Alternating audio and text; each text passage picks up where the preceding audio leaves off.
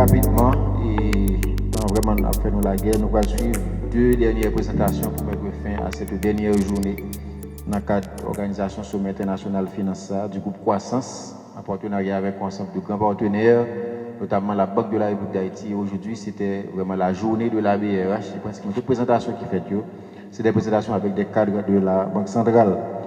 Maintenant, très rapidement, nous allons suivre une présentation sur une étude que la Banque centrale a faite, que je vais dire tout à l'heure, et cette présentation sera assurée par deux cadres de la Banque centrale. D'abord, il y a Madame Soukaina Edouard, que j'appelle maintenant, Madame Edouard, qui est une économiste et qui a un master même en économie, affectée à la direction monnaie et analyse économique.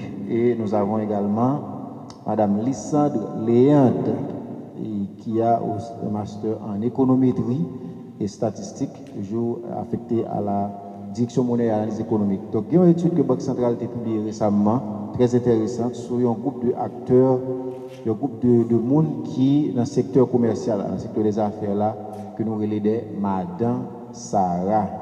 Donc, c'est eux-mêmes, ces résultats, enquête, ça travail, d'études, ça que deux cadres de la Banque centrale va présenter nous. Donc, après, nous allons prendre deux questions très rapidement, après la présentation. Donc, ce sera vraiment les résultats de ce groupe de travail, de discussion sur les impacts de l'insécurité sur les activités de Madame Sarah. Donc, on dit Madame Sarah, et il y a un garçon là dans le retour, donc, on va connaître le garçon Papa Sarah. Donc, peut-être que, mesdames, a dit nous. Donc, je vous passe maintenant Madame Edouard et Madame Léante sous vos applaudissements, s'il vous plaît, pour cette présentation. Bonsoir et merci M. Serran. Je profite pour saluer tous les participants à cette 14e édition du Sommet de la Finance. Et j'espère que vous n'êtes pas trop fatigués. Vous avez accumulé beaucoup de connaissances. Il y avait beaucoup de partage ce matin.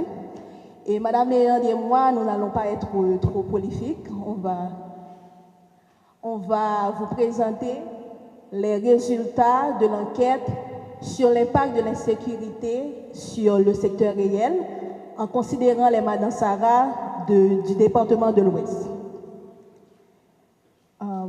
Cette présentation se déroulera autour de 5 grands points. Après l'introduction, on va présenter normalement cette association-là, le rassemblement Madame Sarah d'Haïti, RAMSA. Ensuite, s'en suivra la présentation de la méthodologie de réalisation de l'enquête qui permettra d'aboutir aux résultats avant de conclure. Tout d'abord, il faut mentionner que cette enquête menée par la BRH avec le concours inestimable de Madame Sarah a été réalisée dans un contexte assez difficile, marqué par des crises, des chocs sociopolitiques, notamment sécuritaires, qui ont entravé pratiquement l'activité économique et a touché tous les secteurs. Les Madame Sarah n'en ont pas été exemptées.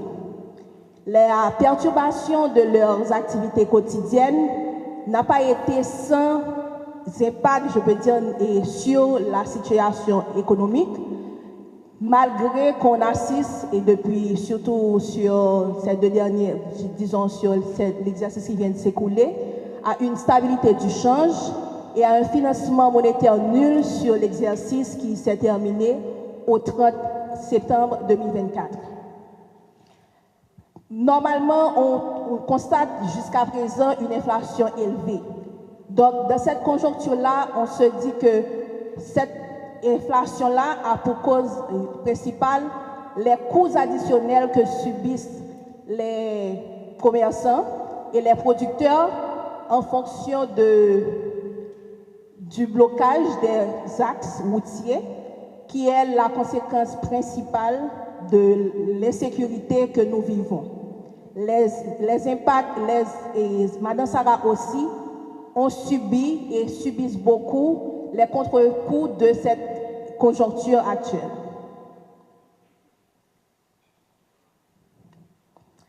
Donc, on a parlé de Madame Sarah, ok? On a parlé de Ramsa.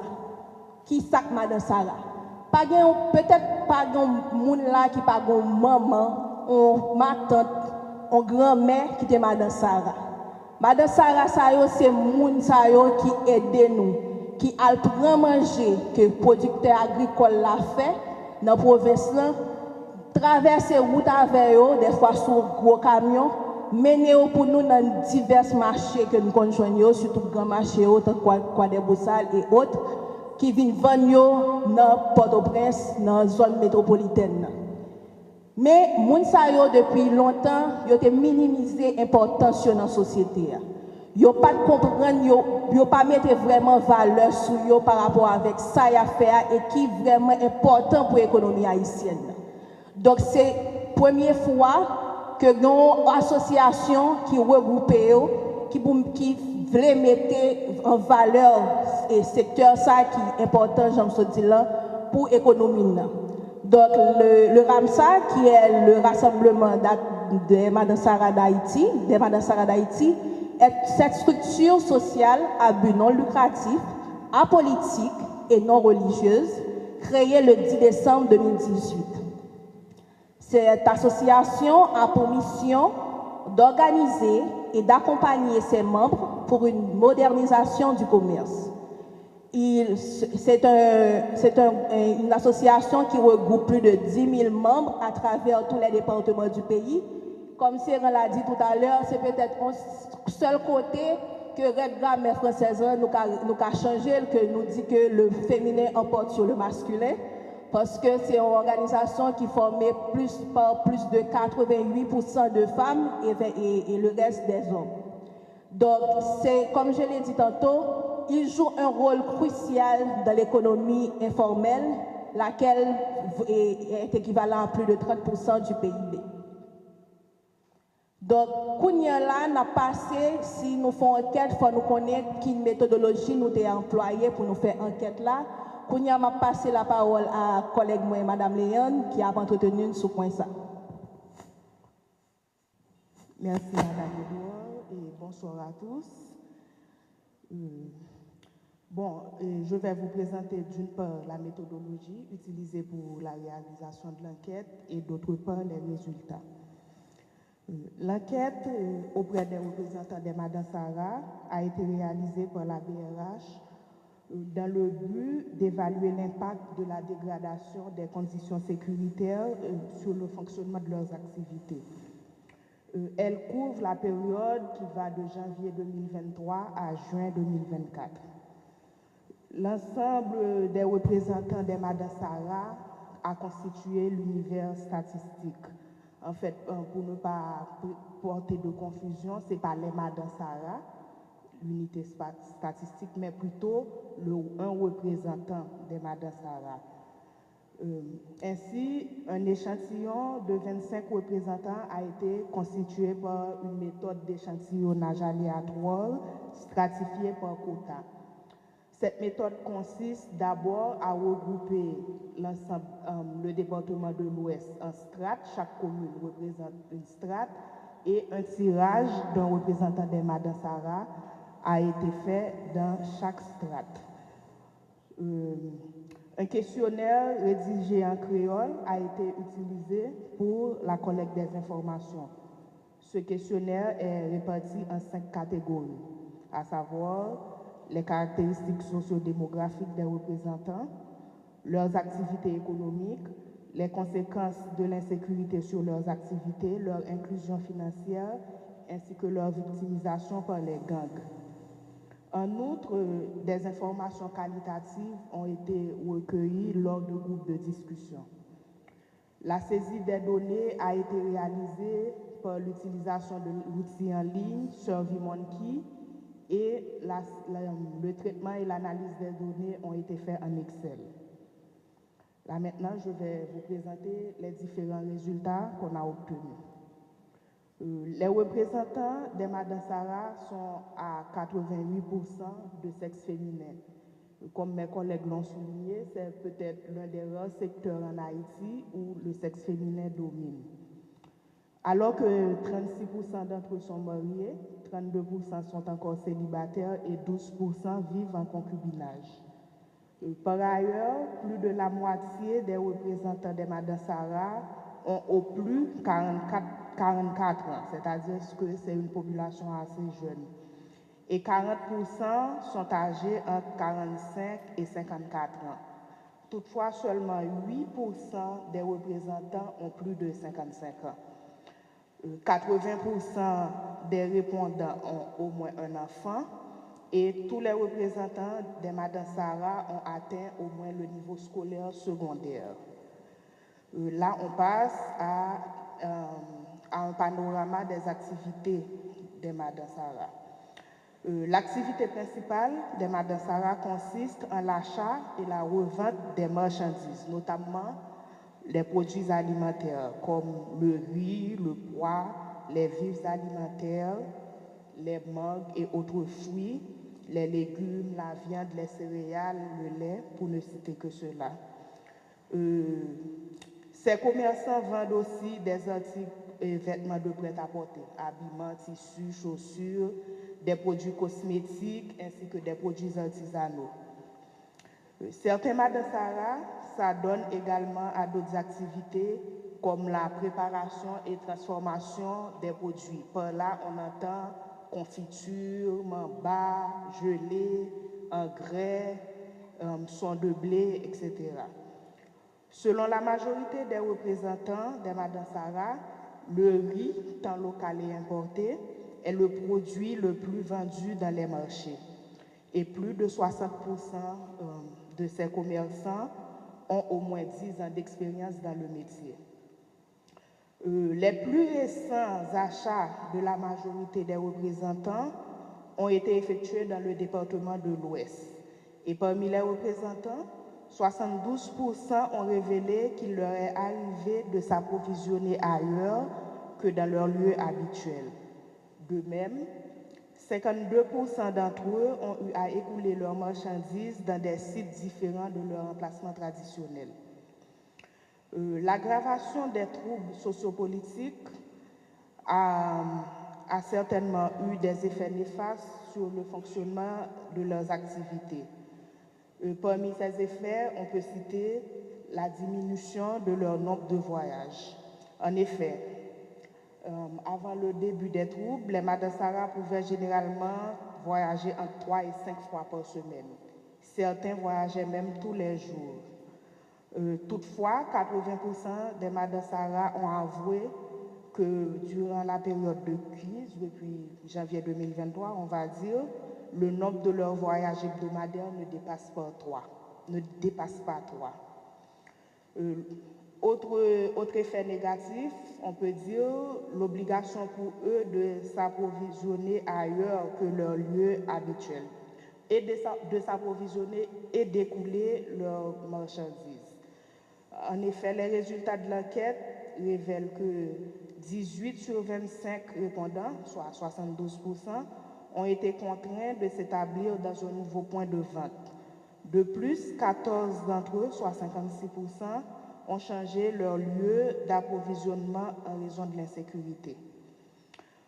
Autre effet qu'on peut citer, c'est la rareté et même la non-disponibilité de certains produits.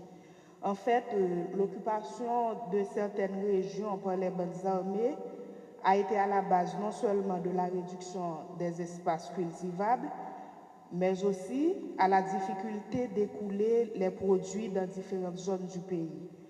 Cette situation s'est traduite par une diminution de l'offre nationale des produits alimentaires, ce qui a normalement engendré une hausse des prix et par conséquent une baisse au niveau des ventes. Et en dernier lieu, nous avons répertorié des cas de violence, de viol et de rançonnage subis lors des voyages.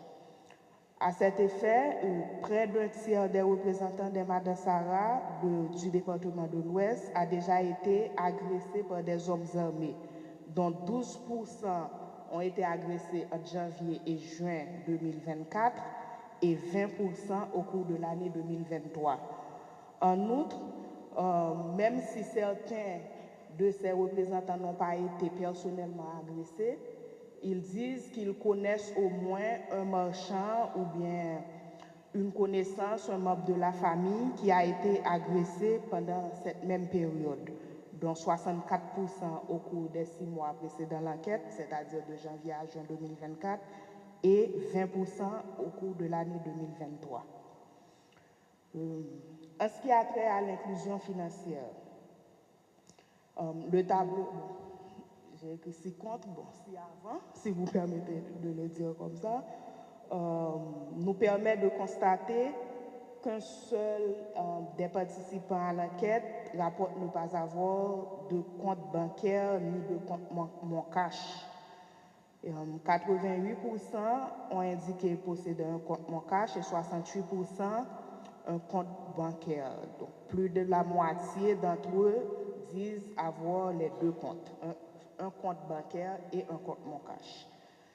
Concernant leur situation d'endettement, les résultats de l'enquête montrent que 56% des répondants ont contracté des dettes. On peut avoir l'autre slide, s'il vous plaît. OK. La provenance de cet endettement est principalement la tontine, communément appelée sol en Haïti, les prêts usuraires ou poignards, les prêts auprès des institutions de microcrédit, les avances d'un membre de leur famille et en dernier lieu des achats qu'ils font à crédit. La moitié des répondants qui sont en situation d'endettement disent qu'ils font actuellement face à des difficultés pour honorer leur crédit. Sur ce, je repasse la parole à ma collègue qui viendra avec les mots de la fin ainsi que les recommandations. Merci Madame Léande. Après, Madame Léande fin parler nous de résultats d'enquête là, qui ça nous a retenu? Nous avons retenu que Madame Sarayo c'est un groupe qui peut souffrir de situation délétère que nous vivons, la situation et sécurité nous vivons là. Donc, conditions qui détériorent, pas sans impact sur l'économie haïtienne, notamment sous l'inflation. Donc, comme nous l'avons dit tout à l'heure, le groupe ça composé de 80% de femmes qui sont victimes d'agressions, extorsions, pertes financières qui empêchent de répondre à l'obligation de gagner si prêt au fait dans le microcrédit pour y aller au prend. Donc, dans le cas ça, nous voyons que contre qui est tant que le blocage route, tout comme il y a payé pour sortir d'un point à l'autre, bail en pile et problème et augmenter coût pour tant que prix denrées yo sont achetés. Donc prix ça autour, yo vinn obligé répercuter li sur nous mêmes qui manger, qui acheter produit ça yo au final et ça tout vient générer une intensification de l'inflation que nous vivons kounya. Donc, dans le groupe discussion nous avons fait, nous avons trouvé que 90% des participants ont confirmé en effet que tout prix a augmenté, surtout du riz, pois avec sucre que nous connaissons consommer en pile en Haïti. Commerçants tout est obligé dans certains côtés de localiser. Surtout nous connaissons que quoi des bossalans, ils sont obligés de fuir, ils sont obligés de quitter lui. Donc il n'y a pas vraiment bon espace vraiment pour dire avant nous avons joué toute machine ça yo éparpillé. Nous avons remarqué ça gain monter sous la Luan, gain monter dans Bois Vernard. Donc ça tout gain impact sur situation y a vivre, ça gain impact sur commerce y a fait. Qui ça le fait que donc là yo pas gain même client yo qui étaient habitués à acheter dans mais yo, li gon impact qui très négatif sur revenu et capacité aux gens sodiens pour rembourser dette qui ont été contractées alors que déjà ils ont des problèmes pour joindre crédit dans la société. Donc plus de 80% de ces répondants ont aussi signalé des difficultés d'approvisionnement menaçant la sécurité alimentaire. Nous connaissons déjà nous des problèmes dans la sécurité alimentaire là, dans pile monde qui a souffert qui pas qu'à jeune manger vraiment. Donc ça vient mettre un clou c'est un abcès sous clou pour par rapport avec problème ça que nous avons confronté dans l'économie. Donc par rapport avec l'importance groupe ça, par rapport avec le rôle joué dans l'économie, pour Banque centrale, arriver comprendre l'impact activité, impact insécurité à son activité et permettre et essayer de mettre en lumière aussi groupe ça qui yo pas vraiment connaît, mettez en lumière, montrer l'importance dans la société. C'est important pour nous et surtout il permettre nous tout comprendre comment prio processus et comme tu as dit ça, processus formation prio fait. C'est-à-dire que nous connaissons que normalement prio, inflation, tout, prio c'est donc là, c'est rencontre et demande là avec offre qui détermine. Mais en Haïti, surtout par rapport à ça, nous vivons là, c'est pas vraiment ça, c'est pas règle ça qui est respecté, parce qu'il y a l'autre bagaille qui fait distorsion dans l'économie. Donc, pour ça, au supplémentaire, ça que Mme Sarah a subi, il y a remettre sous priorité d'acheter et fin fait que nous-mêmes, nous venons acheter plus cher, manger dès qu'on a acheté longtemps.